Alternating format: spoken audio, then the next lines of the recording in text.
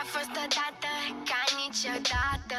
O dimineață, o școală, o bancă. Profa la tablă, zici că-i ninjacă. Se întoarce și zipă: trezește-te, fată!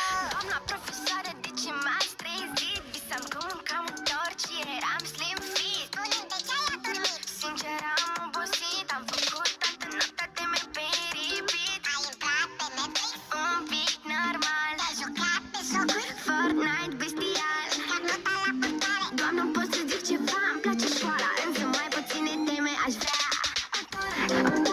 O tonă de teme, avem o tonă. O tonă de teme, am zis o tonă. O tonă de teme. Și bine că am doar 1001 probleme.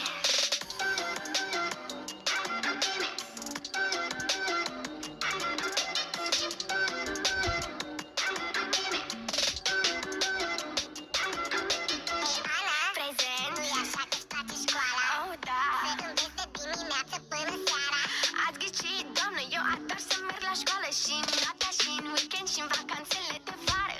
Tema e grea, fac salut cu ea, antrenez creierul ca să ajung undeva. Îmi place când iau note mari, frumos, aș mânca matematica, dar la resos.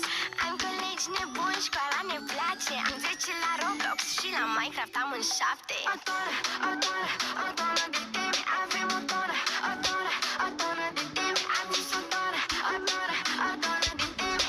Și bine că am doar 1001 probleme. O tonă de teme, avem o tonă. O tonă de teme, am zis o tonă. O tonă de teme. Și bine că am doar 1001 probleme.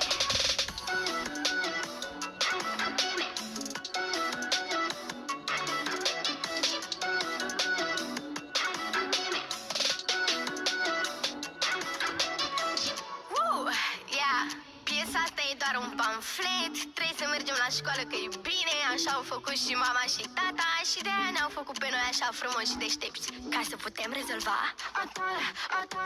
O tonă de teme, avem o tonă. O tonă